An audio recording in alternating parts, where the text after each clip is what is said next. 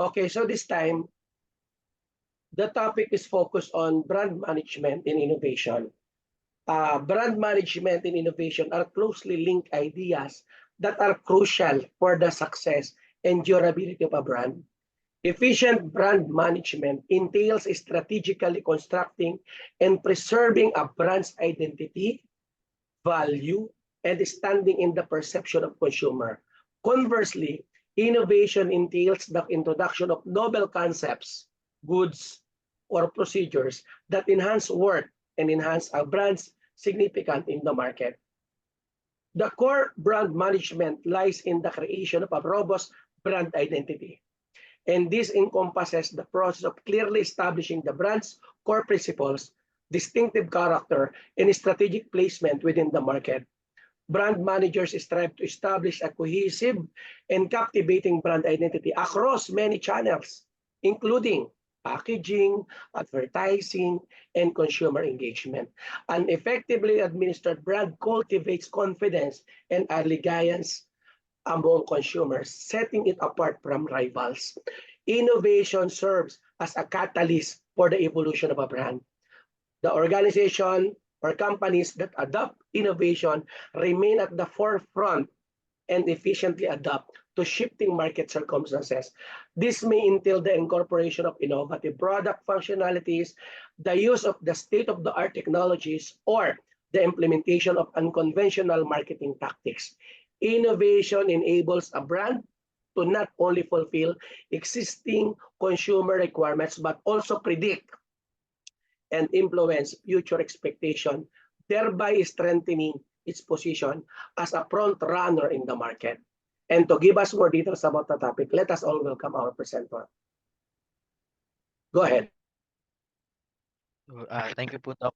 Thank you po, Doc. So good afternoon, everyone. So for today's topic, so we will discuss the overview of the strategic marketing and the branch management.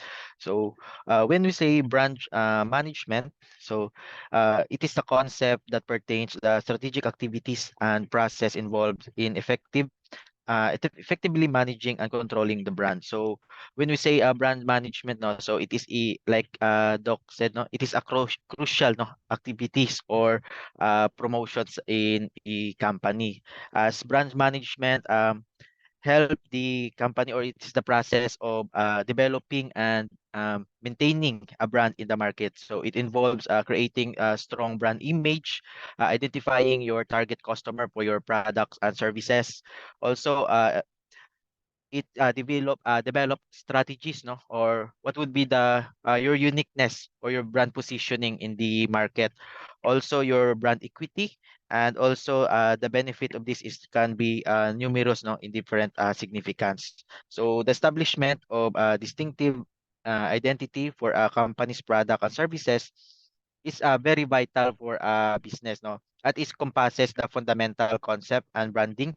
Additionally, it has a potential to foster the client loyalty. So you can gain, no, more client or loyal client if you have, or if you have a good brand management or brand marketing. So it can also help the company to establish strong brand, no, and to retain, no, in the market.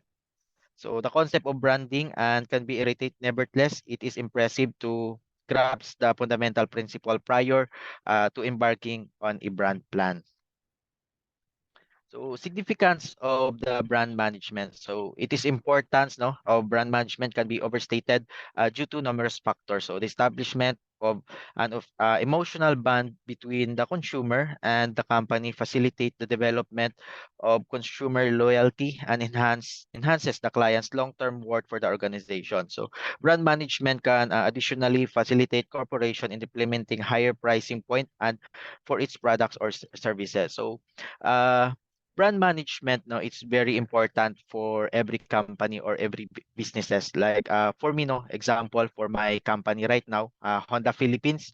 So we have a separate department, no, for brand marketing. So they only focuses the uh guidelines or the rules and regulation on how to use the proper usage of logo, the colors. So they are also in charge in the proper posting on social media. It's because as a brand marketing, no, they help the company no to establish a strong brand, and also they help the company uh, to have a long-term customers loyalty, no. So for example din also is the Colgate, no. So Colgate has a very strong brand management or brand marketing. Like here in provinces, no, when you buy toothpaste in a sari-sari store, usually people said, no, pabili nga po ng Colgate, no. But usually they are uh, talking, or they are saying that they will buy toothpaste, but due to very aggressive, no, brand management of Colgate, no. So nakatatak siya, or nagiging yung mga customer, no, parang in the long term nagiging loyal na sila sa brand ng Colgate, na ibis na toothpaste yung bibilhin nila, yung sinasabi na nila is Colgate, di ba? So isang ano siya, isang example, no, sa very strong brand, no, at saka sample siya ng kung gaano ka-importance ang brand management sa isang business or isang company. Paano makakatulong, no, ang proper brand management, no, para maging established, maging well maintained, no, maging ah, maging sustainable, no, tsaka maging makilala ang isang businesses or product and services na ino-offer ng isang business. So also the operational mechanism of brand management. So the potential of a product to succeed may be hindered by inadequate brand management. So limiting the opportunity individuals to engage with it. The significance of your management plans lies in this aspect. So in essence, brand management entails the strategic management of a product or services to establish strong connections with the prospective customer. So like I said no kanina, no, it's a very vital that brand management will help the company to communicate to customers. So it help the company on how to innovate, to upgrade, no, their product and services through customer experience, diba? Through as also as they are um uh, taking, or they are taking customer as their first priority, no, in the businesses. So it really helps, no, at it really improve. And most of the multinational company right now, not only here in the Philippines but all over the world, no, have a separate in charge or professionals in focusing on their brand management or their brand marketing. So most of them, no, very successful, and they retain in the market, no, for how many years, no. So it's because they have a very good brand management or strong brand marketing. So for the fundamentals tenets of brand management, so we are completing brand essentials take into accounts in certain concepts. So first, we have the brand equity. So when we say brand equity, so it is a concept that pertains the intangible worth of perceptions that a brand has in mind for consumers. So in this brand equity, um, it helps the company, no, to establish, no, the strong brand sa market. So like other multinational or big company here in the Philippines, so they have a very good brand equity. So they establish their name, no, their worth, no, as a strong brand in the market. Also the reputation. So for the reputations of your brand, it is the utmost importance. The objective is to establish a sense of trust among customers toward brands, hence increasing their likelihood of making additional purchases and recommending it to others. The brand name should be established with a positive reputations, attracting individuals toward it. So one fundamentals of brand management, no, as reputation, no, so it is very important. Like in our company, no, so Honda Philippines, no, has a very strong example, no, has a very strong reputations in the market. So right now we are 50 years, no, here in the Philippines, no, still operationals and still number one in the market because of it strong brand management and because of its reputations. When you say Honda, no, usually we say that na example for this reputation is only Honda, no, or Honda sedan, no, can hindi siya pwedeng gawing taxi, no? So nakalagay talaga niyan sa ORCR na bawal siyang gawing taxi. It's because may pinapangalagaan na reputation si Honda, no? Kasi gusto ni Honda na yung reputation niya is maging elegant, no? Maging mataas, no, or maging mas mataas yung reputation niya versus others. So, yun yung mga isang examples ng reputations. Also, due to these reputations, no, so pwede kang i-recommend, no, ng other ng mga loyal customers mo from other people or for their family, for their from their loved ones, no. So, it is also a free marketing, no, for you or for the company na i-recommend ka. It's because you have a good reputations, no. So especially right now, no, in this time, no, especially the technology, no, reputations, no, is very important kasi doon natin nakikita, no, kung worth it ba or magiging mabenta ba ang business mo or yung products mo or services if you have a good reputations. Kung makikita natin minsan, 'di ba, pag nag-order tayo sa Lazada, nag-order tayo sa Shopee or through online, no, makikita natin yung ratings, no. So, isang basis 'yan sa reputation ng isang business, no, yung true ratings. So, kung mas mataas yung ratings niya, so mas maganda yung reputation niya, 'di ba?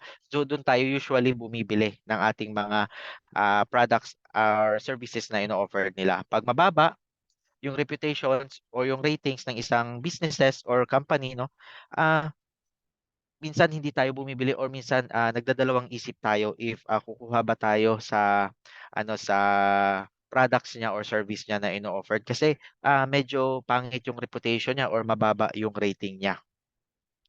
Also, next is the concept of brand loyalty. Refers to the tendency of consumers to consistently choose and support a certain brand over others if, in a given product category. So, uh, brand loyalty, no? So, hindi mo siya makukuha agad-agad, no? Yung brand loyalty. So, makukuha mo siya over time, no? So, paano mo siya makukuha yung brand loyalty mo? So, usually, no, through customer experience after sales, no, kung paano mo iasikasuhin si customers regarding sa mga concerns, no, or paano mo masasatisfied yung customers, no. So through that makakakuha ka ng brand loyalty or maasahan ka or magiging mataas yung reputations mo. So, pag may mataas yung reputation mo, so maraming customers, no, or maraming consumers na magtatangkilik sa brand mo. Like example, no, in Jollibee. So, Jollibee has a strong brand here in the Philippines, no. It is a family-oriented na fast food chain, no. So, most of the kids, no, uh, love Jollibee. So it has a brand loyalty, especially for the family and the children. It's because of this Chicken Joy and it's Jolly Spaghetti. So through that, no, so through the years, no, kahit mga bata, no, pag pumupunta sa isang mall, usually choose nila yung Jollibee versus others. It's because nakatatak na sa kanila or loyal na sila sa brand ng Jollibee. Next, also, the concept or next fundamental is the concept of brand recognition. So, in this fundamental, so it refers distinctive to the ability of a consumer to identify and recall a particular brand based on its characteristics of a consumer, such as logos, slogans, and color. So, these fundamentals, no, usually, no, na di natin namamalayan, no, na very there are some company na very strong in this brand management and fundamentals. Like example, no, sa mga logos pa lang, no, mabilis na nating marirecognize ang isang company or ang isang business, no. Sa example, pag nakakita tayo ng M na logo, so 'di ba usually pag M na logo, ang una-unang sumasagi sa isip natin is McDonald's, no? So, yun yung mga example ng very strong brand recognition or yung nakatatak na siya sa market na kahit wala yung pangalan nila, yung logo lang, no, makikita nila, ah, mabilis nilang makikilala ang isang business or ang isang company or isang product and services. And also, last for the fundamentals is the concept brand awareness. So although seemingly self-evident remains a crucial determinant of this of company success. So isang fundamentals, no, very important fundamentals of a brand management is the brand awareness. So it's especially sa mga bagong company or if you have introduced new business, new product, new services offered, no, very important that you have a brand awareness. Kasi paano makikilala ng market o how the market will know if you don't have a brand awareness. Like example, meron kang bagong product na ilo-launch, no? So wala kang awareness sa social media, wala kang awareness sa ads, no, sa mga television, ah, sa billboard or sa radio, so wala kang mga ads, no? Ah, bali inano mo na lang siya, parang inintroduce mo siya then benenta. So hindi malalaman ng market or ng customers mo or your target customer na meron kang bagong product or services na ino-offered. It's because hindi mo siya wala siyang brand awareness. So it's very important, no, na para maging successful ang isang product or isang services na ino-offered ng isang company, kailangan meron siyang magandang brand awareness na angkop or acceptable sa market or ah, nakatutok sa kanyang target market. So especially right now, no, we have a digital marketing, no. Halos lahat, no, unlike before, no, through ang brand awareness is newspaper, radio, television, no, but in a certain area lang siya, no, may limit. But right now, through social media or through technology, no, uh, madami ng areas, no, or madami ng mari-reach, no, ang isang brand or isang product pag ginawan mo siya ng posting, no, or binus mo siya sa social media. So mas mabilis na right now yung awareness unlike before or unlike dati. So mas madali na, mas mura unlike before, no. Kailangan mo pang gumastos pero may limit. But right now, there are so many free platform, no, in the area, no, or in our social media na pwede mong gamitin para ah, post or ma-aware mo yung mga target market mo or yung mga customers mo. Especially, no, right now sa Facebook, kung makikita nyo, sa isang magandang ginawa ni Facebook sa brand awareness niya is meron siyang parang demographic, no, kung sino ba yung target market mo, ano ba yung age, ah ano ba yung gusto mo na occupation na mari-reach ng posting mo or yung brand mo, para at least, no, mas mabilis siyang makakita or ma-specified mo yung brand mo, no, na ino-offer sa kanila. So that is very important sa business na dapat lahat ng product or services or yung company mo, meron siyang brand awareness para makilala siya at ma-establish yung brand mo sa market. So there are brand management strategies. So strive for the greater productivity and individuality. So the question is, do you possess a distinctive and attention-grabbing perspective of the products or services you offering? So it is very important because, no, right now alam naman natin na sa market, if you have a business, marami na siyang similarities, marami siyang kapareho. It's because right now market is very masikip na siya or sobrang dami ng ino-offer. So dami ka ng kapareho. So dapat ina-identify mo or dapat meron kang uniqueness over the other. So ano ba yung uniqueness mo na makaka-grab ng attention sa market, no? So uh, isa 'yan sa mga strategies, no, na ginagawa na sa brand management para ma-promote at maging successful ang isang business or products. Also, conduct an assessment or analysis of the given subject matter. Hello po. Okay. So to con- to continue, when particular actions or strategy yields positive results, so it is advisable to increase the frequency and scale. So uh, sa dito, so ina-assess mo yung ginawa mong marketing or branding ng iyong product and services. So if is acceptable or it has a positive result, so you must increase, no, or expand mo siya, no, or if ever if it's failed, no, so you must check, no, ano ba yung mali sa iyong branding or sa ginawa mong sa ginawa mong promotion sa iyong product or services or sa company na ginawa mo, ano ba yung mali, at least makikita mo doon. Usually example no for our side no sa for my company no. So when we have a branding in our product or newly launched product na in-offer sa market no. So after the activity or any activity, after activity, we do the PDCA. So in that sa PDCA makikita mo yung evaluations ng ating product. So the PDCA is plan, do, check, assess.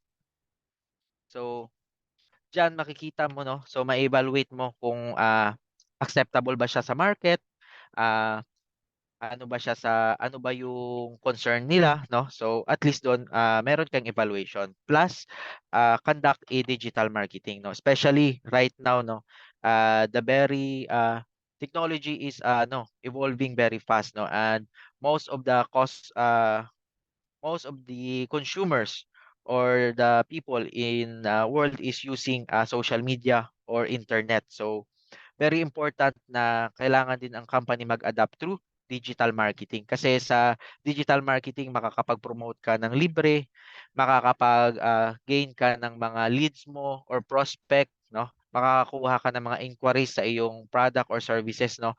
So, let's the company must use the social media or the digital marketing para maging makasunod siya sa trend no or ma-adapt niya yung trend kasi right now no social media is or technology is very evolving fast, so dapat yung mga company is mag-a-adapt din kasi pag hindi ka nag-adapt no may tendency na kahit gaano ka pa ah, gaano pa kalaki or ka-strong yung business mo, pag hindi ka nag-adapt or nauli ka no mauungusan ka or mauunahan ka ng competitors mo.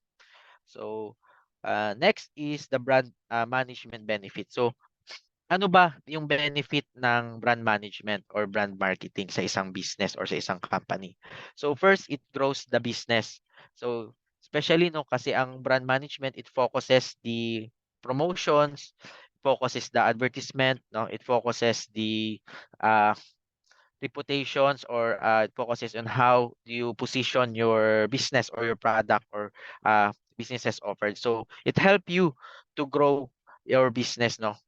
Also, it cultivate a customer's loyalty. So if you have a brand marketing, no, so or brand management, uh, and also like example, no, brand management, like example, the Colgate, no, so it creates a customer's loyalty sa product and services mo na ino-offered.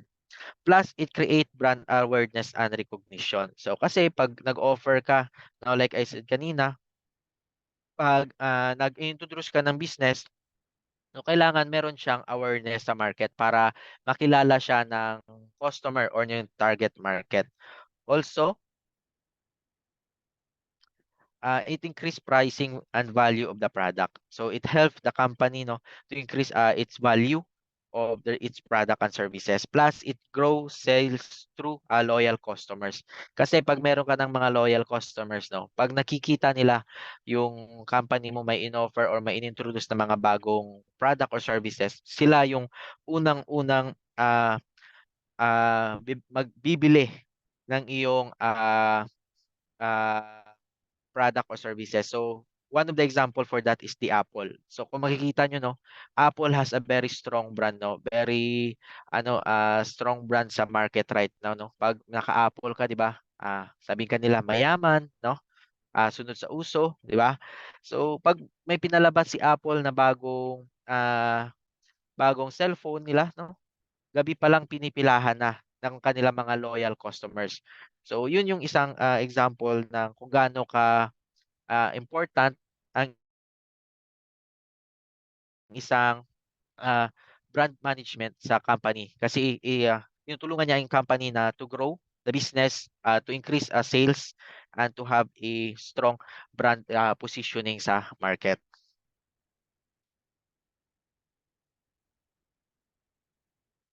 So example of a brand management no, so there are some example for the brand management like advertising, marketing, corporate identity, product design, customer support, and public relations. So there are some company no na meron silang marketing department pero wala silang most of the company actually has a marketing department pero wala silang brand marketing department or brand management. So sa marketing department, andun na no sila na yung gumagawa ng promotion, advertising at corporate identity. Pero iba talaga no like sa amin, iba talaga pag merong nakafocus maliban sa marketing department, may nakafocus talaga sa brand marketing. Kasi sa brand marketing, no, sila kasi yung in charge, no, kung paano mo gagawin or paano mo gagamitin yung usage ng logo ng isang company.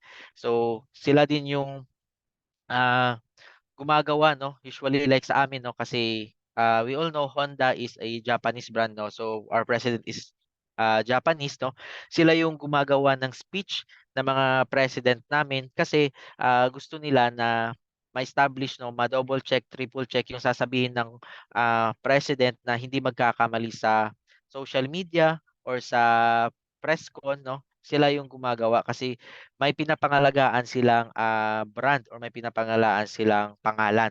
Plus yung corporate identity, sila din yung nag-check yung mga product design, yung pagbibigay ng mga rules and regulations sa isang company kung ano ba yung dapat i-post, ano ba yung hindi pwedeng i-post ng isang empleyado or ng isang staff. Also, it helped them, the company, no, sa through my experience, no, in my past companies, no, iba ang mas malaki or mas mabilis lumago or mas mabilis mag-increase ng sales ang isang company na merong separate na department sa brand marketing kaysa sa isang company na as a whole na siya, 'di ba? So, 'yun lang po sa mga example ng brand management. So, lastly, so we have a 8 tips no in efficient brand management. So the following no so are the recommendations in optimizing brand management. So first is submit rules to your team. So like gawin ko na lang pong example na sa company ko. So like so our team so sa brand management so we have a orientations no in our pag-start namin sa work. So we have our orientation sa brand management team namin. So nagbibigay sila ng rules and regulations and guidelines on proper usage of logo, uh, proper wearing of uniform, proper posting, no? Kasi once you are a employee of a company or a business, no? Uh, bitbit mo na yung pangalan ng isang company. So, pag may nangyari or may pinost ka na mali or pangit sa company, automatic, no, nadadrag down mo ang pangalan ng iyong company. Not only you, but your company also. It's because you are an employee of that company. So, it's very important na meron ang rules and regulations sa loob ng company para mapangalagaan ang reputations ng business. Plus, create a unique brand strategy. So, in creating a unique brand strategy, no, um, here dapat meron kayong meetings or strategies no especially when you are visualizing or making a new products and services na i-offer sa market. Dapat i-check nyo siya through SWOT analysis, no? Ano ba yung strength and weaknesses, anong opportunity and demands. Also, i-check nyo ano ba yung pinagkaiba nyo sa other competitors na para ah, anong pinagkaiba nyo sa other competitors na very acceptable sa market. No? So, isang strategy yun na when you are making a product or services or when you are trying to visualize a product or services, dapat chine-check muna ano ba yung mga or kino-consider ano ba yung uniqueness mo sa other brand. No? So, it is one of the strategies na ginagawa ng mga companies sa kanilang uh, product at services bago nila i-offer sa market. Also, pay attention to customer experience. Kasi when you're when you are offering your product or services, no, so si customers is your top of the priority, so sila yung bibili, so dapat kino-consider mo ano ba yung gusto ng customer, ano ba yung mga suggestions ng customers, ano ba yung mga request ng customers, like on our side, no, so ginagawa namin sa Honda is we go to we go to other areas or other regions, no, uh we have a test ride, no, units, no, na activity, so we have a moto fair activity, test ride activity, no, kasi para makita namin, no, or ma-experience ng customers, no, ang mga motor namin na ini-introduce sa market. And then after that, so we interview customers, we uh, have a questionnaires, no, or survey.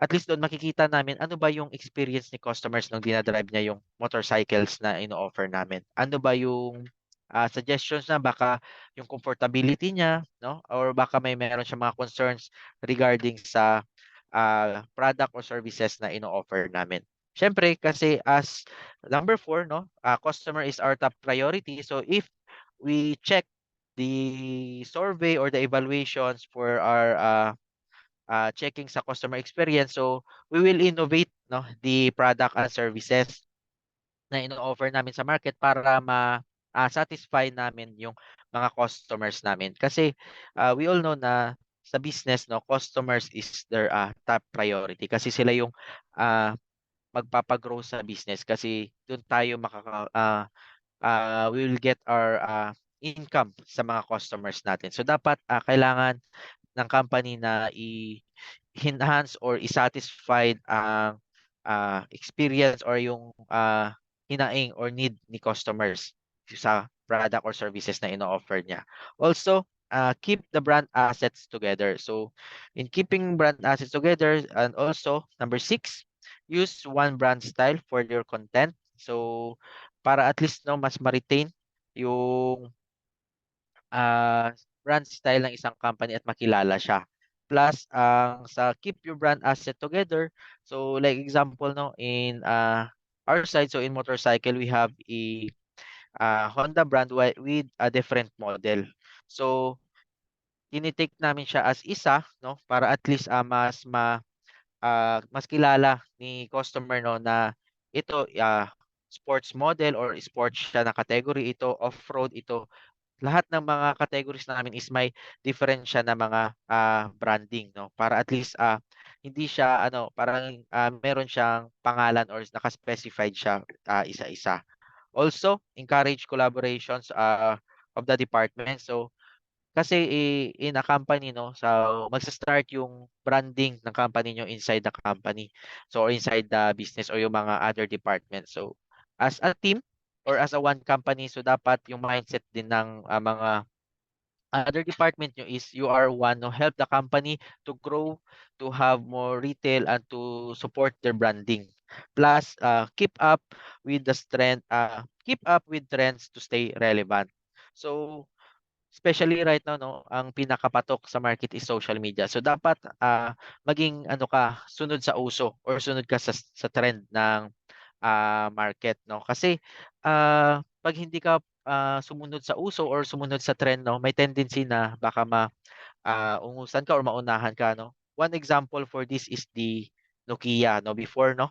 So as we all know, no, Nokia is a very strong brand, very established brand, no, na sa cellphone. Pero nung pumasok si Android, si Nokia is hindi siya nag-adapt, no, sa trend or sa uso that time, no. Sa 2000s, no, si Nokia is sobrang strong na, no. Very strong brand ba siya versus iPhone or versus Apple, no. Pero nung pumasok si Android, other competitors niya nag-adapt, no, ng change or sumunod sa uso. So si Samsung, Sony, no, naging Android version na. Si Nokia is hindi, nagmatigas siya, no. So they stick nga gagawa siya ng sarili niyang OS, the Microsoft OS. But unluckily, no, through the years nakita ni Nokia na paunti-unti bumababa yung sales niya, no, nalulugi sila. So it's because na hindi sila sumunod or keep up sa trends ng market that time. Nung kasagsagan na gusto na nilang mag-adapt sa market is huli na ang lahat, no? Na wala na yung branding nila, yung very strong brand na lugi, no? Like their president, no, CEO, farewell message before, no? So they didn't do nothing pero they failed, di ba?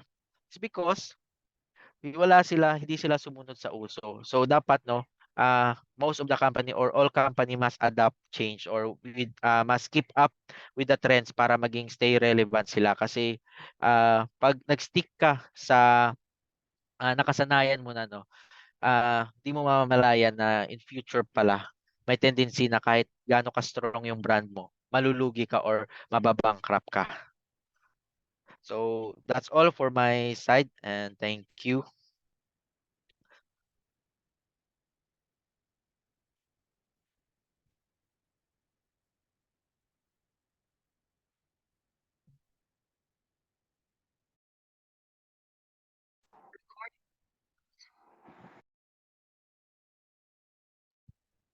Hello, good afternoon. Naririnig niyo po ako? Yes, ma'am. Okay. So hello, good afternoon po. My name is Edeline Enciso and I'll be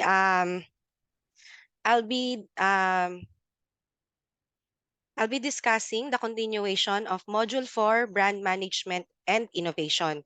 So Sir Earl Jean discussed already about the fundamentals, the strategies, the benefits, and the tips for effective brand management. Let's now discuss brand equity and brand positioning and how to build and manage a strong brands. Ay, ayaw.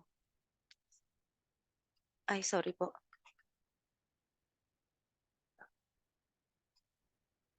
Ayaw gumalaw. Stop share lang po ako sandali. Ayaw niyang gumalaw. Bakit?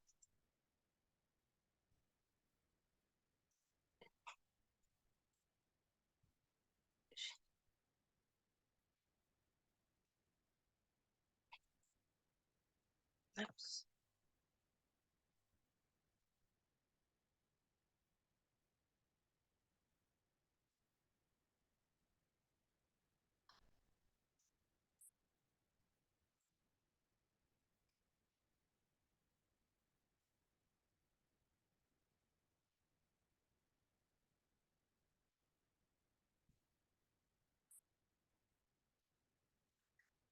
Okay.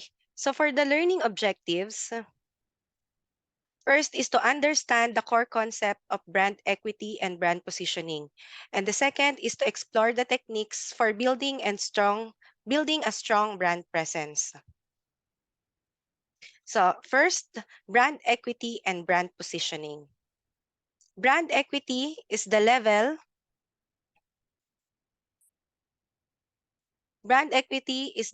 of sway a brand name has in the minds of the consumers. The value of having a brand that is identifiable and well thought of. It is inherent value and perception that the brand holds in the mind of the consumer. It also encompasses the emotional and psychological connection consumers form with the brand. Strong brand equity is an asset that can lead to increased customer loyalty, premium pricing, and competitive advantage. So ano ba si brand equity? This is the value the brand has. So pagka may kagaya ng sinabing example ni Sir Earl kanina, pag binanggit yung toothpaste. So pag sinabi toothpaste, ano agad yung unang-unang pumapasok sa isip natin? Colgate, di ba? So, brand equity is typically attained by generating awareness through campaigns that speak to target consumer values, delivering on promises and qualifications when consumer use the product, loyalty, and retention efforts. So, sa brand equity, binibuild natin to so that the consumers will choose your brand over the other ones. So kahit na mahal si Colgate, yun at yun pa rin ang babalik-balikan ng mga consumers. So strong brand equity by offering consumers loyalty incentives such as points that can be exchanged for discounts for a pre-product, they are more likely to continue to purchase from your brand rather than to other competitors. So dito rin po pumapasok sa brand equity yung brand loyalty. So if meron tayong yung brand natin is palagi siyang merong something to offer, yun at yun pa rin yung binabalik-balikan ng mga consumers. So what are the two main dimensions of brand equity? First is the brand awareness. So brand awareness, this dimension relates how or easily and readily consumers recognize or recall a product or a brand. So if you say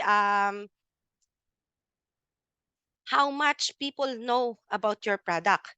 So halimbawa na lang, yung diaper, pagka sinabi ng, 'di ba minsan meron pang joke na, "Anak, bumili ka ng diaper sa tindahan." So yung bata pupunta sa tindahan, "Pabili po ng Pampers yung diaper." So aware sila na ang diaper agad na unang-unang pumapasok sa isip ng mga tao is Pampers. This bring value to the actual product. Being known means something else. So 'di ba kapag sikat na sikat ka, ibig sabihin mas may edge ka. Next is brand image. This refers to the perceptions, beliefs, attitudes, and feelings that the consumers associate with the brand. A positive brand image reflects a brand's reputation, quality, and the emotions it evokes in the consumers. So,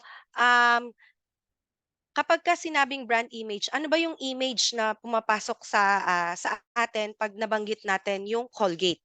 So, 'di ba pag pumapasok sa isip natin si Colgate, yes, mahal siya, pero ito yung toothpaste na ginagamit ng certain celebrities. So, that is one of the images na pumapasok sa isip natin when it comes to Colgate.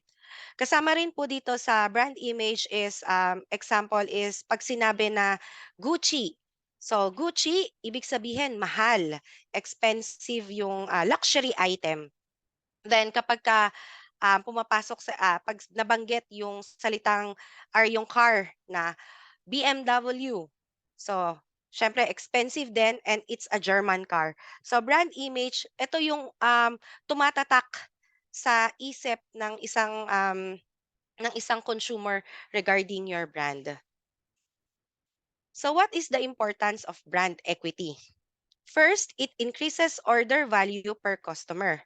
If your brand has positive brand equity, people are more likely to spend more money to purchase those products. So ibig sabihin, kahit gaano pa kamura yung ibang products na may ino-offer din na same product, yung brand pa rin na iyon ang binibili ng isang consumer. Example nga, sa toothpaste, kahit na mas mahal si Colgate compared to Close Up, si Colgate pa rin yung leading brand. So, because of the brand equity na na-establish ni Colgate sa mga consumers.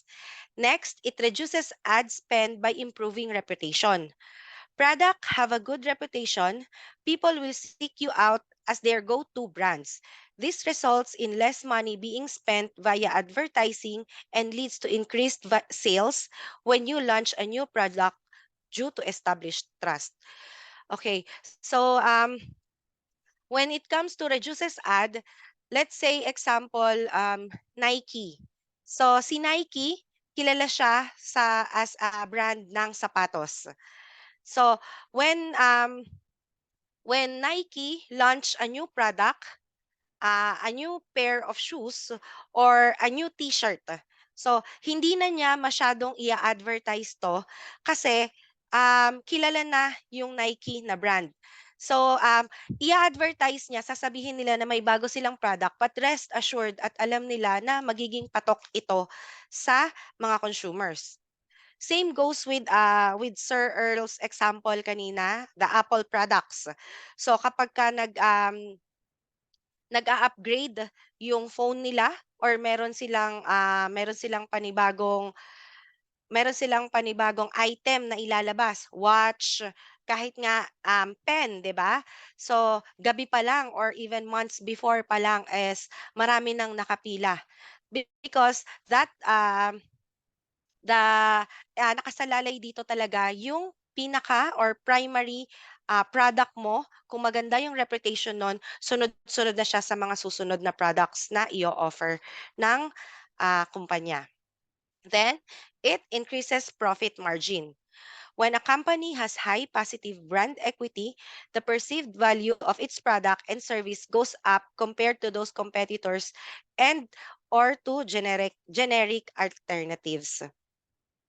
So, kapag maganda at mataas yung brand equity mo, pwede mo ring taasan yung value or yung presyo ng um, ng product mo. But make sure lang, syempre, na pag tataasan mo yung value or yung presyo ng product mo is meron kang reason kung bakit mo siya itataas. Next is brand positioning. So what is brand positioning? Brand positioning is a strategic process on defining how a brand is perceived in the minds of the target customers relative to its competitors. It involves creating a unique and favorable space for the brand in the market. It helps occupy a distinct position that sets it apart from the others. One of the most important factors of success is how well and how many people know your brand. So, in brand positioning, hindi lang siya kundi kung si brand equity, kung kung paano kung ano yung unang pumasok sa isip mo or kung paano mo nakilala yung brand na iyon. Brand positioning is paano mo naaalala yung brand na iyon. Let's say for example si LBC. Paano ba natin naaalala si LBC aside sa tagline nila na isang araw ka lang, 'di ba? Ano yung naiisip natin pag sinabing LBC? So, ibig sabihin nun, mabilis siya at saka maaasahan mo, lalong-lalo na kung within ano lang, 'di ba, within Metro Manila lang yung ipapadala mo. Talagang kinabukasan nandiyan na agad. So, this is your own identity. Brand positioning is your own identity.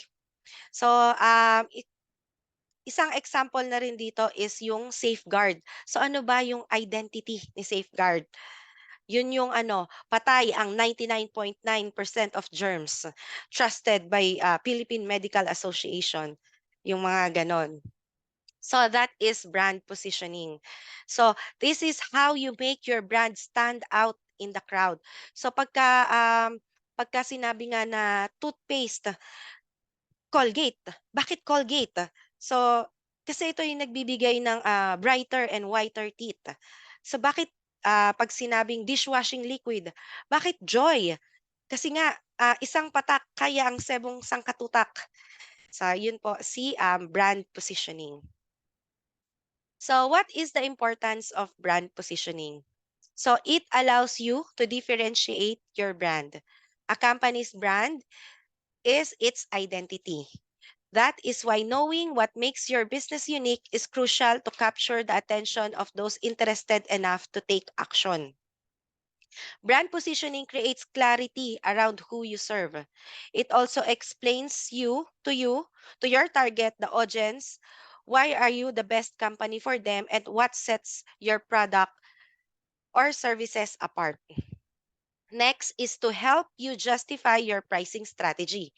Yun nga yung nabanggit ko kanina. The positioning of the brand can be used to justify a pricing strategy.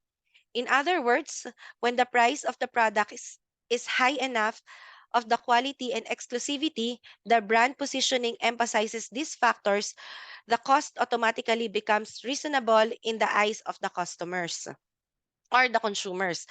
So halimbawa na lang dito is yung Tesla. So mahal si Tesla, 'di ba? As what Miss Rachel kanina. When we say kapag ka si Tesla kasi kapag ka mina-market nila yung brand, hindi nila sinasabi na mahal 'to. So, ano ba yung fino-focus nila kapagka sa brand positioning? So, fino-focus nila yung, durability, yung, kung paano ka yung comfort kapagka gamit mo yung, yung car na iyon. So, yun muna yung nila, yun muna yung sinasabi nila na, yun muna yung, front nila bago nila sasabihin yung price. So, kapagka tinanong, "Is it worth the price?" Siyempre nakita mo na yung mga advantage ng Tesla. So, mapapaisip ka, oo nga 'no, kaya pala mahal." Oo, tama naman. So, that is one of the importance of brand positioning. Next, it makes your brand more creative. Although quite a few brands offer products and services that are very similar to the same target market and audience, they differ and are uniquely based on the brand positioning. That is why good positioning can make or break your brand. A creative, innovative strategy combined with a strong execution will leave customers coming back for more. So kapag ka halimbawa, um, yung brand mo na ni-launch ay para sa matatanda pero hindi nagustuhan ng mga matatanda, magiging patok ba siya? So pag gusto mo ng ano, pagka ang ni-launch mo na product is very colorful, tapos ang ni-launch, ang target audience natin is elderly. So sa palagay niyo ba papatok siya if elderly? Or yung mga ano, 'di ba, minsan ang elderly mas prefer nila yung mga mute na colors, yung mga earthly colors na lang. So, importance of brand positioning is dapat alam natin kung ano yung ino-offer natin at kung sino yung mga target natin na market. So what are the key aspects of brand positioning? First is the target audience. This identify the specific group of consumers. So, hindi lang ito based on the age, based on the gender, but we should also take into consideration the physiographics, the dreams, the places where they want to go, the frustrations, and make sure that our target audience, of course, is sizable enough to be profitable yung brand na i-launch natin. Next is the value proposition. It is the unique value that the brand brings to the customer. Bakit ba nag-stand out? Or ano ang meron sa brand natin? Bakit siya tatangkilikin? This this is a same like differentiation. What makes the brand different from other? So kung maglo-launch ka same na same like Apple product, bakit bakit bibilihin ng consumers yung brand mo compared sa Apple products na well established na. So dapat meron kang something what makes the brand different. Let's say example, kagaya nga siya ng Apple product pero meron siyang hindi na siya kailangan ng SIM card. So tapos only call and only text na talaga siya. So yon, that is value proposition and differentiation. Next is relevance. So relevance resonates with the needs and aspiration of the target audience. So this ensures that the brand's positioning resonates with the needs and aspiration of the target audience. The brand should be relevant to their lives and address their main points. So um, ano ba yung mga araw-araw na problema ng mga tao? So, let's say example, sa panahon ngayon ang hirap mag-commute.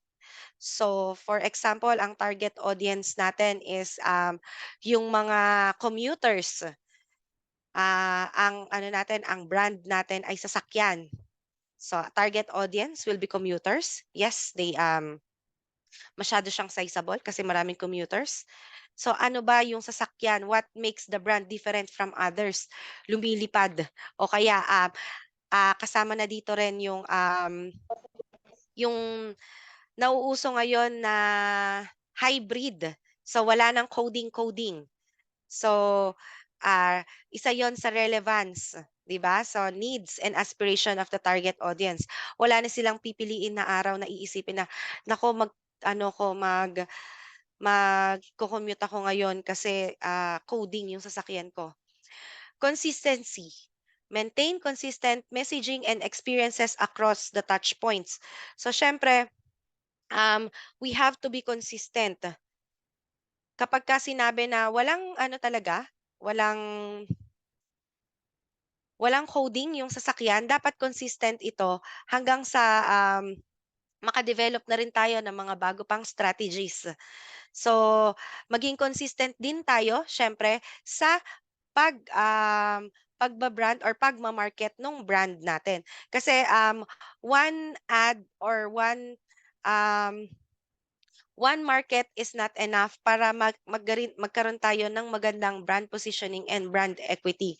So, it may be through advertisement sa TV or pwede rin dahil marami na sa social media ngayon, 'di ba?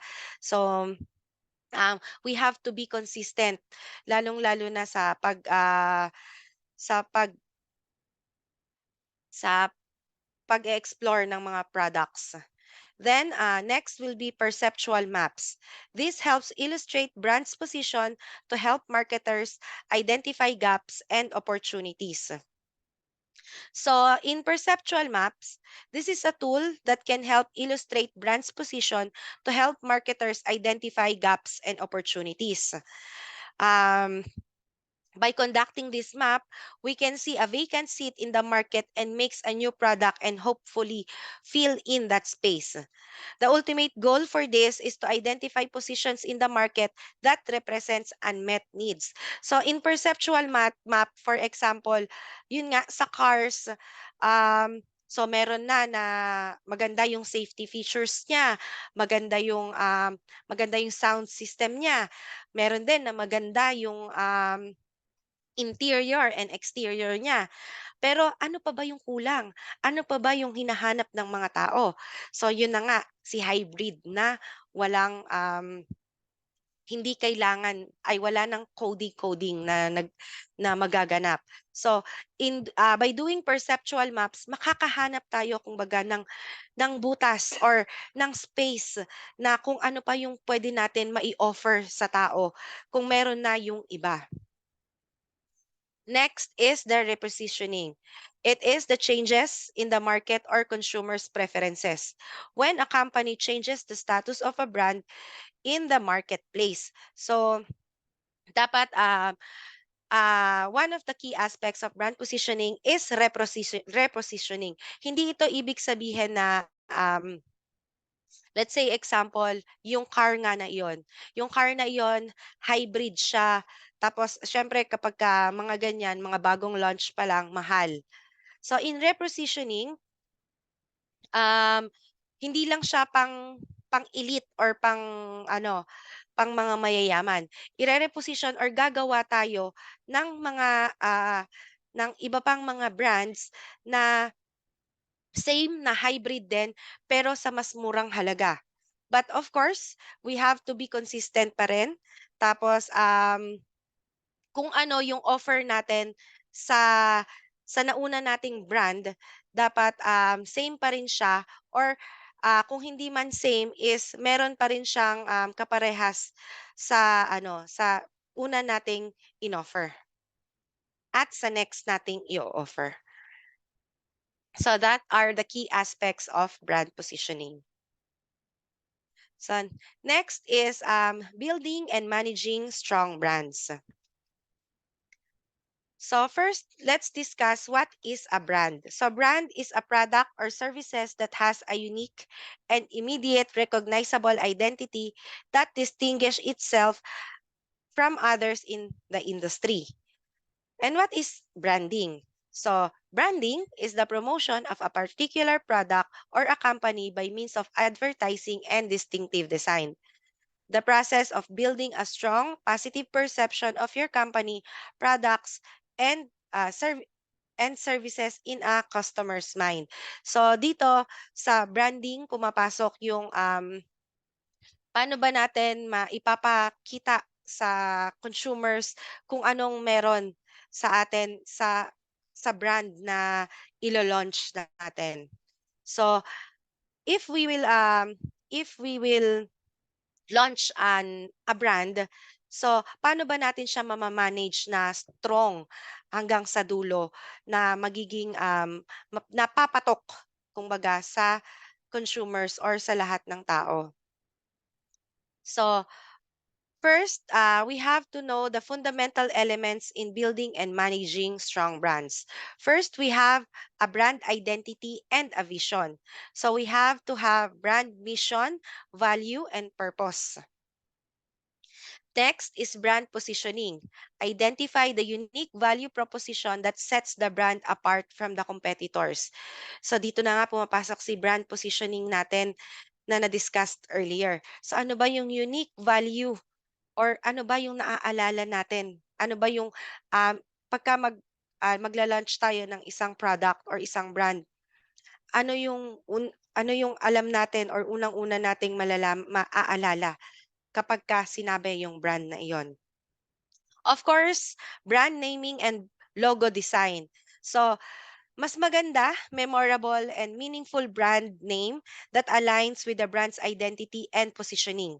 Design, a distinctive and recognizable logo. So pag sinabing check, ano yung check?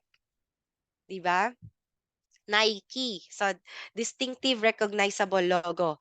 Pag sinabi sa cars, pag sinabi horse, di ba? Ang unang-unang pumapasok natin sa horse na car ay Ferrari. So meaningful and it aligns with brand's identity and positioning. So pag sinabing Ferrari, anong identity niya? Horse. So ano ba ang identity ng isang horse? Or saan mo maa-associate ang isang horse? Mabilis. So kaya usually yung mga race car natin ay mostly Ferrari. Next is brand personality and voice. Brands personality and voice, brand's personality traits and characteristics that makes it relatable to consumers. So ano ba yung personality ng isang brand? Next, brand communication. It develop a consistent and compelling brand message that communicate the brand's value and benefits. It also utilize various communication channels such as advertising, social media, and content marketing to engage with customer. Kasama na dito yung kung napapansin nyo, lalo na tuwing Pasko, brand communication such as advertising. Naaalala niyo, hindi ko sure kung lahat ba tayo batang 90s, pero feeling ko naman lahat tayo. Si Pepsi. Si Pepsi, 'di ba? Every Pasko or Pepsi, kahit si Jollibee din, meron sila yung mga si Pepsi tuwing Pasko, meron siya yung mga stories na nakaka-touch sa puso, 'di ba? So that is one of communicating na kapagka Pasko si Pepsi may meron siyang ad na so mapapabili ka ng Pepsi.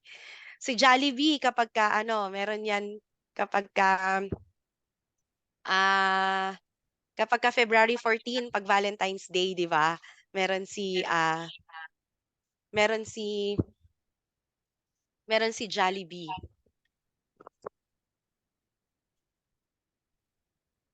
Next is brand experience. Yeah, it create a positive and memorable experience at every touch point with the brand. Example nito is delivering exceptional customer experience.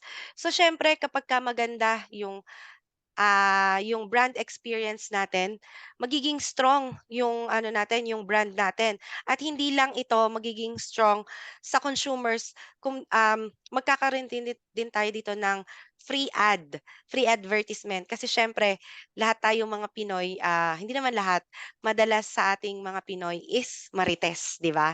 So brand experience, kung maganda yung experience ng isang consumer, syempre ibibigay nila, sasabihin nila yon sa friend nila or sa kamag-anak nila na, "Uy, ito si ganito, ganyan, maganda or mabango yung ano, yung sabon na 'to. Mabilis matanggal yung ano, yung sebo, mabilis, matanggal yung mga stains."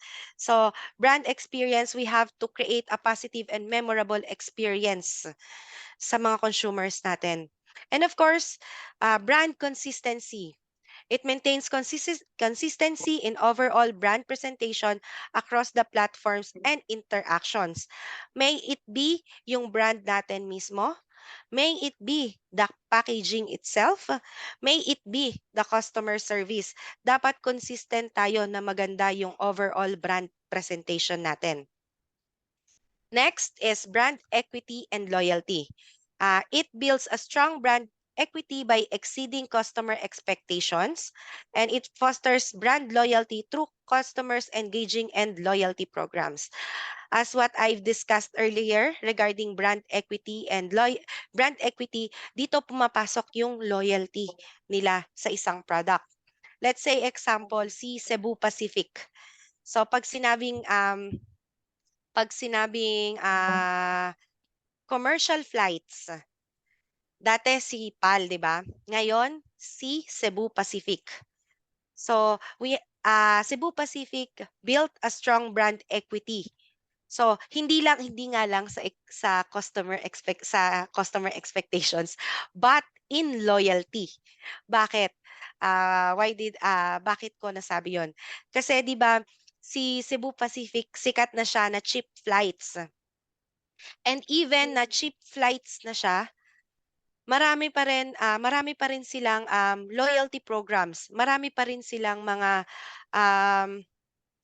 pa silang promo fares. Meron pa sila yung kung na-experience nyo din yung Cebu Pass, Ceb Pass, yon. So yung mura lang yung base fare niya, 99 pesos. Tapos you can buy as many as you can. So that is brand equity and loyalty. Meron ka nang na-build na loyalty sa mga customers, kung bakit kanila tatangkilikin at kung bakit sila babalik at babalik sa iyo. So sana all, 'di ba, may bumabalik. Next is innovation and adaptation. We have to stay relevant by continuously innovating and adapting to changing market trends. Introduce new products, services, or features that align with the brand's identity and resonates with the target audience. So as what Sir Earl discussed earlier, so our company should be innovative and adaptive pagdating sa mga market trends, 'di ba? So let's say, kung ano yung example niya kanina, yung Nokia. So dahil nga sa ever-changing pangyayari, naungusan or umangat na. Dati sikat na sikat talaga si Nokia sa telecommunication. Hanggang sa nagkaroon ng iPhone, nagkaroon ng Samsung. So nawala sa limelight si Nokia. So we should be innovative at saka dapat mag-a-adapt din tayo sa market trends. Next is monitoring and again, adaptation. Of course, we have to regularly monitor the brand performance, customer feedback, and market trends to identify areas of improvement. So dito pumapasok yung mga customer feedbacks, yung suggestions, clarifications, violent reactions.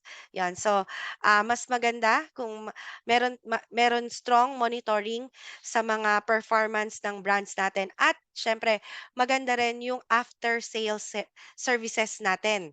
So para ma-monitor natin or makita natin, ma-identify natin what are the areas of improvement ng ila-launch natin na product. Next is brand extension and licensing. Consider opportunities for brand extension into related product categories, leveraging brand's equity and consumer trust. So, kagaya ng example ko kanina, si Nike. So, brand extension from shoes, pumasok sila sa shirts, sa cap, even sa socks. Si Jollibee from Chicken Joy, nagpunta sila ng burger, nagpunta sila ng spaghetti. So, gumastos pa ba sila ng malaki para i-launch yung mga susunod na products? Hindi na masyado, di ba? Kasi sikat na si Jollibee or sikat na si Nike because of the initial product they offered. So yung mga susunod, magiging lesser na yung ad natin kasi kilala na siya. And lastly, crisis management. We should develop a plan to address potential challenges and protect brand reputation. Isa na dito sa nangyari is yung nung pandemic. So ano ba yung mga plans or ano ba yung mga strategies ng company kapag nagkaroon ng mga unavoidable or mga biglaang pangyayari. So we should develop a plan para masolusyonan agad natin kung ano man yung mga yung mga problemang kakaharapin. So example, si Jollibee, since naka-lockdown, ang inoffer nila is yung ready-to-cook meals na lang. So nag-offer sila ng chicken, ng spaghetti na pwedeng i-take out na lang. Tapos pwede rin na i-store lang sa freezer. Kung kailan gustong kainin, yun na lang ang gagawin. So that is crisis management. So that's all po. I hope may natutunan po kayo sa topics na diniscuss ko. These are my references po. And before I end po, I will leave you with a quote from Walt Disney na maganda ang brand equity and brand positioning na nagawa with regards to amusement park. So the way to get started is to quit talking and begin doing. So thank you so much. I'll be passing the floor to the next presenter. Happy New Year! Go ahead.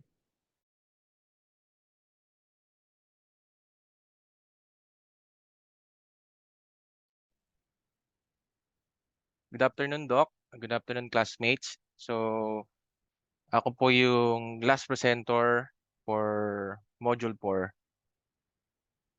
So, I am tasked to present to you the innovation and new product development strategies and also the intellectual property and brand protection. So first, let us discuss the innovation and new product development strategies.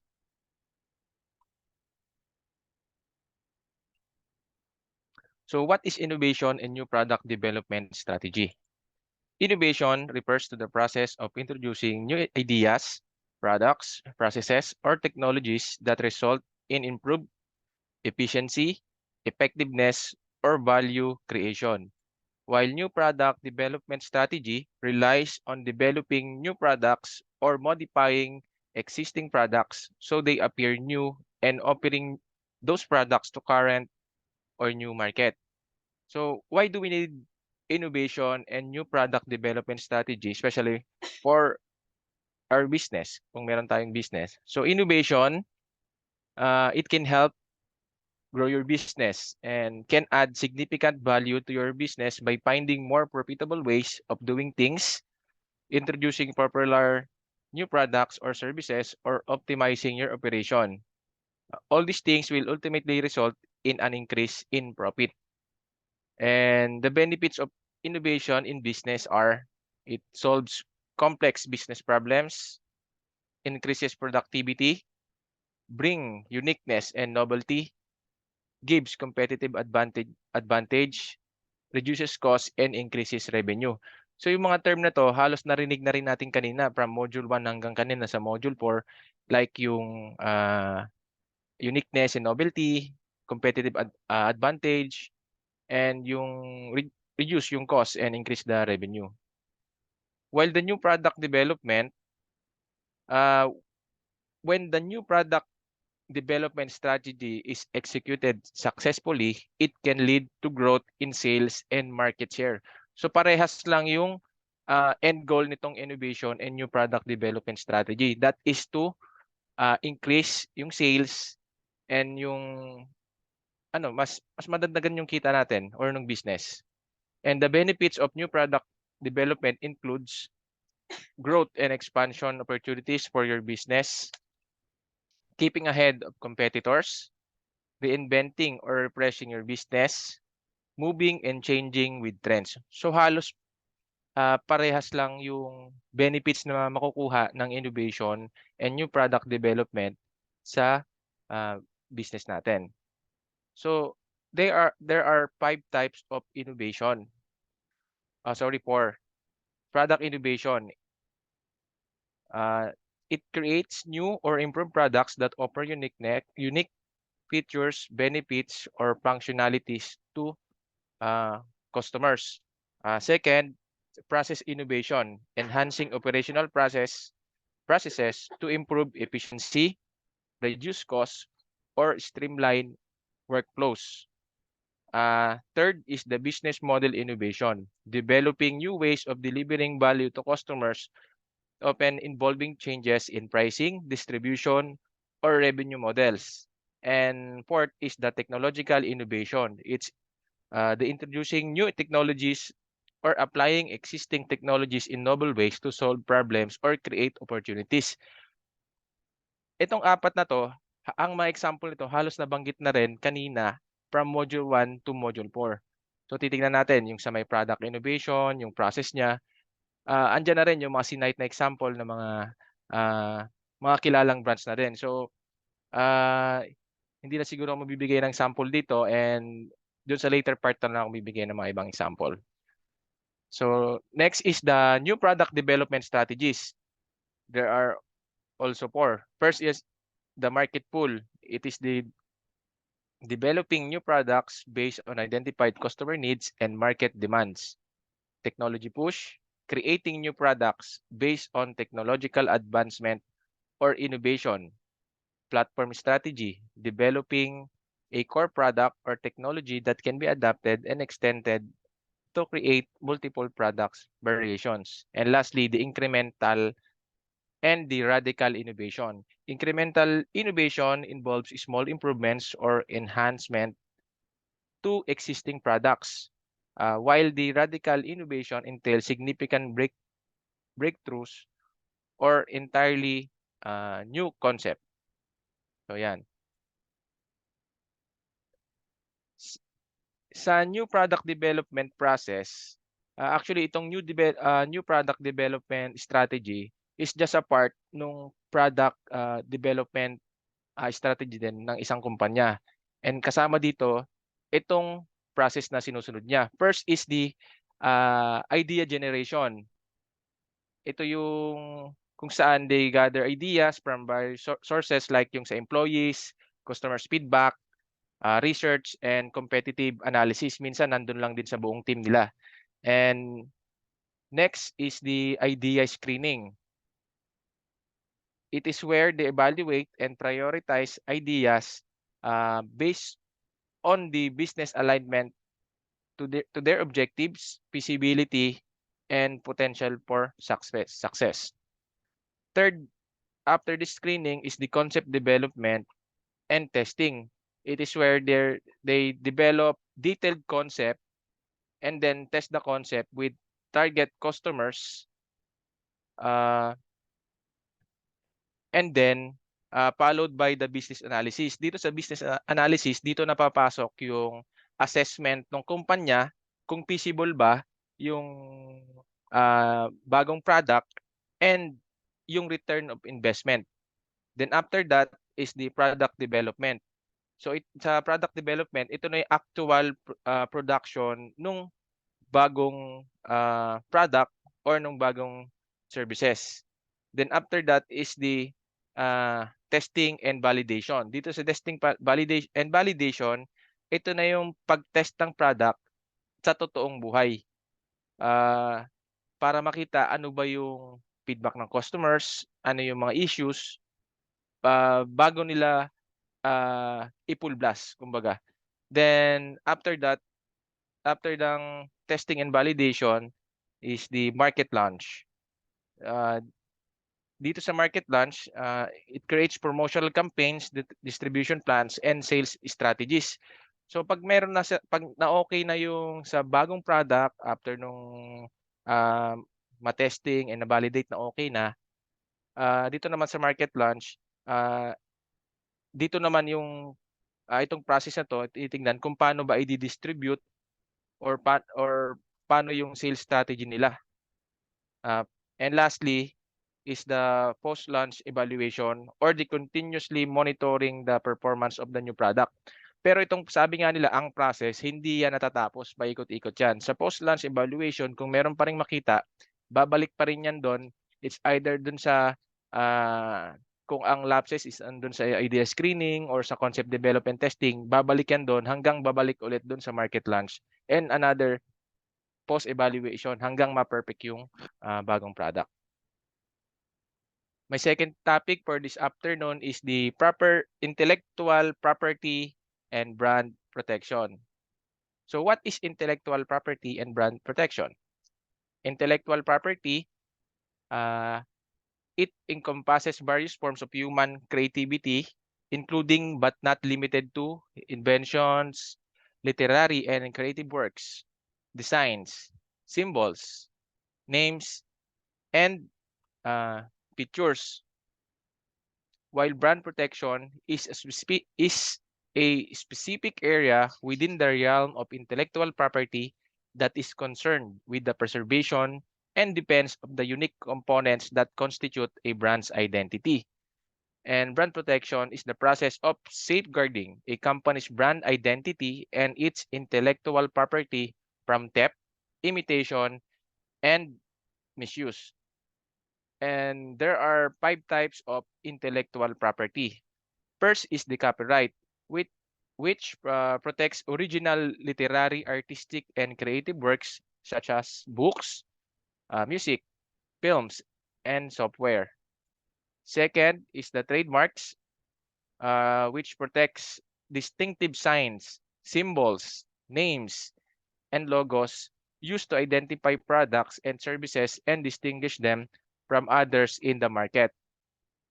Next is the patents. It grants exclusive rights to investors for new and useful inventions and preventing others from making, using, or selling the patented invention without the permission of the owner. Next is the trade secret. It protects confidential business information such as formulas, processes, methods, customers list, and other proprietary knowledge. Lastly is the industrial designs. It protects the visual design or appearance of a product, including its shapes, ornamentation, and aesthetics. So those are the 5 types of intellectual property. Bulaga. So ano bang meron dun sa pangalan? What's in a name? Ito, siguro alam ng lahat to, yung battle for the Itbulaga trademark between the Tito Vic and Joey versus the Tape Incorporated.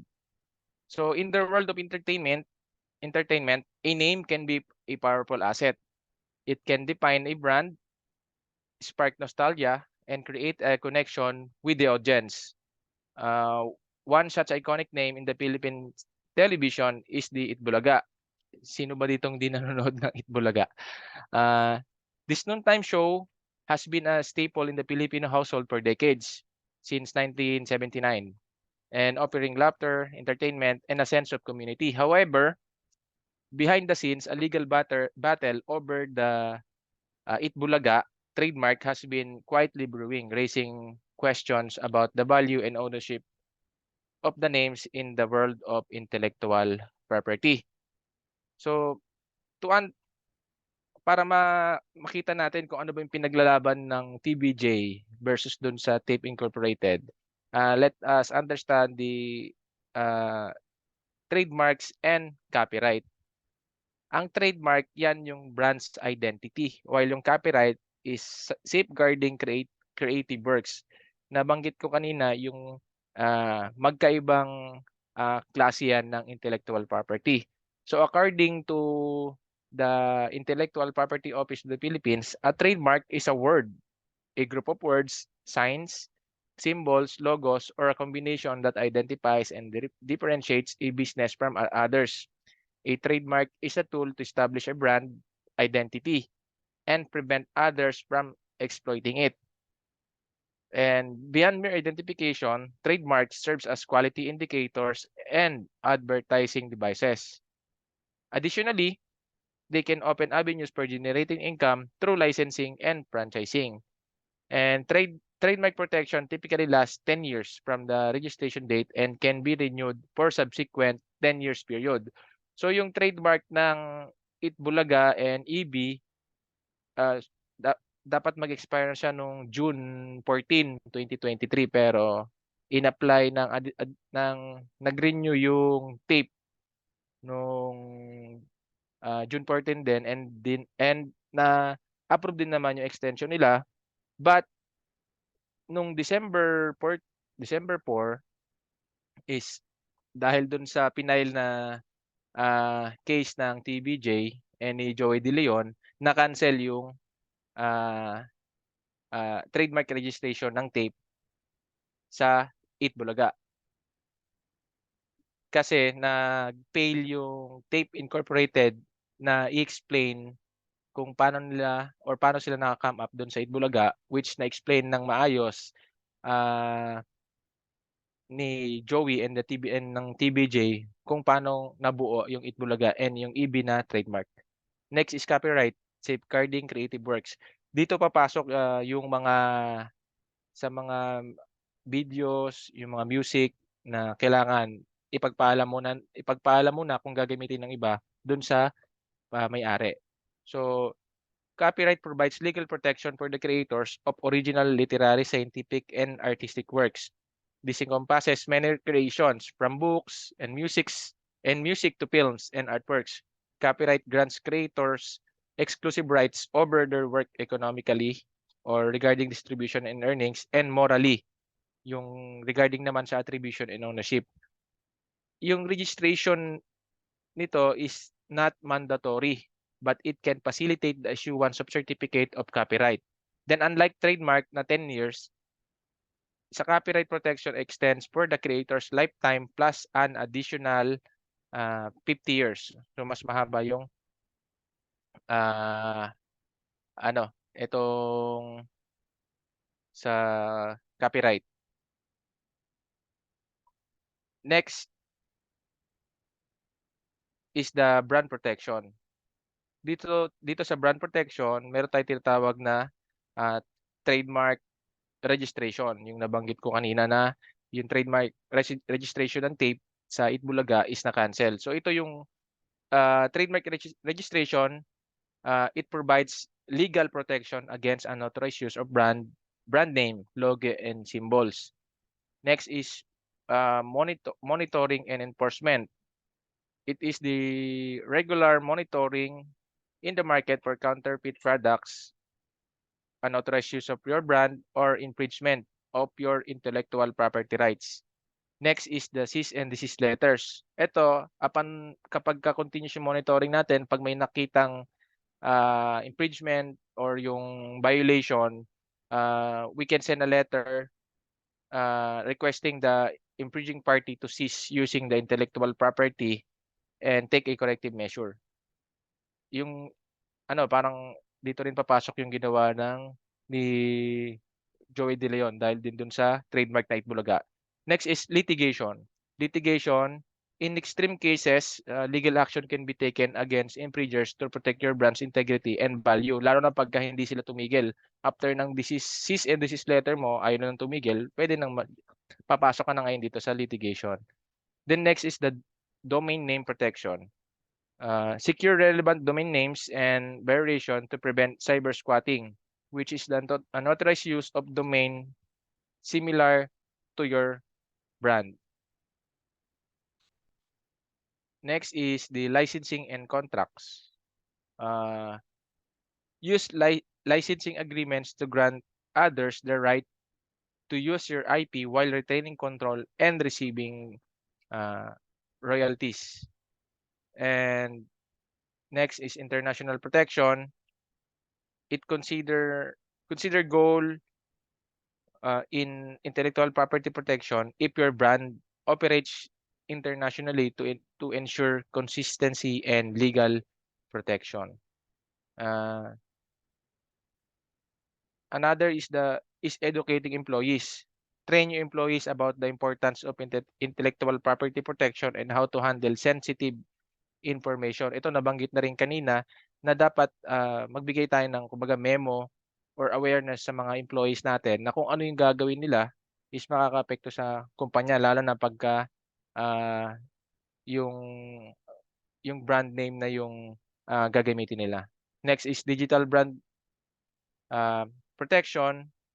It is yung monitoring online platforms such as social media and e-commerce sites for the unauthorized use and counterfeit products. Ito, talamak to sa Lazada tsaka sa Shopee. Merong ibang gumagamit ng ibang pangalan para manloko. So dapat ito i-monitor talaga tong mga to, lalo niyan sa social media, meron din sa Facebook. So why brand protection is important? Brand protection is a crucial aspect that ensure the preservation of brand reputation, safeguards company revenue, maintains brand identity, enhances customer trust, supports brand growth, encourage innovation, and deters illegal activity. So paulit-ulit lang no yung sa mga nabanggit kanina. It's about the brand reputation, sa revenue, yung brand identity, and syempre hindi nawawala yung customer trust. So dahil doon, nabuo yung Republic Act number 8293. It is an act prescribing the Intellectual Property Code and establishing the Intellectual Property Office, providing for its powers and functions and for other purposes.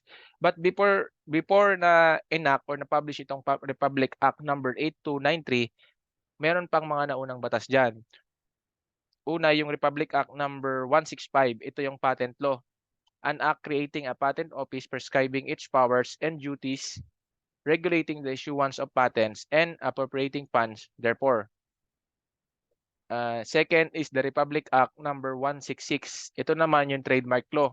An act to provide for the registration and protection of trademarks, trade names, and service marks, defining unfair competition and false marking, and providing remedies against the same and for other purposes. Thirdly is the Presidential Decree number 49 by then President Ferdinand Marcos. Ito yung Decree on the Protection of Intellectual Property. So yung tatlong yan, nakapaloob na yan sa Republic Act number 8293. Sa part 1 ng Republic Act number 8293 is in Intellectual Property Office. Then yung kanina, yung Republic Act number 165, nasa part 2 na siya, in the Law of Patents. And then yung Republic Act number 165, nandun naman sa part 3 ng RA 8293. Then sa part 4 naman is the Law on Copyright, and the last part, yung part 5 is the final provision. Then under the part 1 ng RA 8293, yung section 4, the definition, the term intellectual property rights consists of the copyrights and related rights, trademarks and service marks, geographic indications, industrial designs, patents, layout designs, yung topographies of integrated circuits, and protection of undisclosed information. And nagkaroon din ng amendments doon sa Republic Act 8293. Ito yung Republic Act number 10372, an act amending certain provision of Republic Act number 8293, otherwise known as the Intellectual Property Code of the Philippines, and for other purposes. Dito sa RA number 10372, may mga ibang section dito na in-amend, ni-revise for the better good nung ng natin or ng mga business. Ito, may nabasa lang ako, gusto ko lang i-share yung isang case study, yung unjust appropriation of famous trademark by local firm in the Philippines. Papasok dito yung intellectual property rights. So, background, a famous French culinary school tried to register its 1895 trademark Le Cordon Bleu in the Philippines, but it was opposed by a local entity which was owned by one of the graduates of the same school. The graduate started using the same mark in the Philippines long before the French school tried to register but never applied for trademark registration. The local entity argued that it was the first to use the mark in the Philippines, that it should be entitled to register the mark ahead of the French school. Subsequent to filing the opposition, the local entity filed its own trademark application covering the mark. Then, initially, the Bureau of Legal Affairs of the Intellectual Property Office of the Philippines rejected the French school's application on the grounds that there was not sufficient evidence to establish their prior use of the mark in the Philippines. It further stated that adoption and use of the trademark must be in the Philippine commerce, not abroad. However, this decision was reversed by the Director General of the Intellectual Property Office of the Philippines, who held that the old trademark law did not require actual use in the Philippines in order to acquire ownership of the mark. Then the IPO Philippine Director General considered the earlier use of mark outside the Philippines and noted that local entity failed to explain how it came up with the mark. For these reasons, the Director General concluded that the local entity had unjustly appropriated the mark. The decision of the Director General was affirmed by the Court of Appeals and the Supreme Court. So anong outcome nito? In denying the opposition, the Supreme Court explained that only the owner of the mark has the right to register the mark, and the prior user of the mark in the Philippines does not necessarily mean the user is the owner. A prior user of a mark in commerce can prove ownership only when the mark has not been validly appropriated by another. In this case, the Supreme Court noted that the French school had been using the subject mark in France well before the local entity started using it in the Philippines. The court also noted that the Philippines and France are both signatories to the Paris Convention for the protection of industrial property. Thus, the French school's mark, even if not registered in the Philippines, was also afforded protection against infringement or unfair competition. The court found that prior use of the mark in France effectively barred its subsequent registration by another party in the Philippines. That being the case, even if the local entity was the first to use the mark in the Philippines, it could not be said to have legally appropriated the mark and hence was not entitled to registration. So, diyan yung sinasabi diyan na hindi porket siya na yung unang gumamit, siya na yung may-ari ng trademark. Ang mali nung local entity is hindi niya ni-register agad. So, these are my references. Thank you. And that ends my presentation.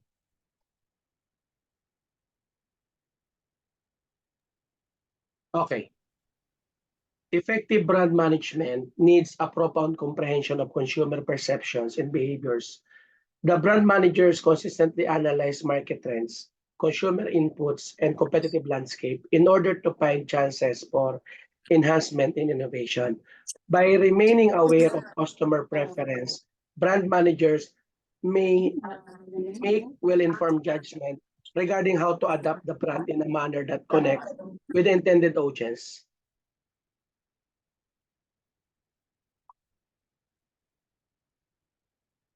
So the scope of innovation in brand management goes beyond just products and includes marketing tactics in communication platforms. Innovative image of a brand is enhanced by employing inventive and original strategies in advertising, social media interaction, and experiential marketing. Utilizing nascent platforms and technologies enable brands to engage with consumers in distinctive and unforgettable manners. Brand equity, the valuation assigned to a brand is intricately linked to both brand administration and innovation. Brand equity is enhanced by establishing positive association and perceptions through good brand management. Innovation, whether in the creation of new products or the implementation of marketing strategies, has the potential to increase the value and perception of a brand by showcasing its ability to adapt to meet evolving market demands. Brand management aims to uphold consistency, whereas innovation introduces a factor of change. Achieving the optimal equilibrium is of utmost importance. So an excessive amount of change without taking into account the fundamental principles of a brand can cause confusion, whilst insufficient innovation may cause a brand to become stagnant and lose its significance. Competent brand managers skillfully manage this equilibrium, guaranteeing that innovation is in harmony with the brand's fundamental nature. During the age of digital transformation, the management of brands and the pursuit of innovation are intricately linked to technology. Companies are utilizing data analytics, artificial intelligence, and virtual reality to improve customer experiences,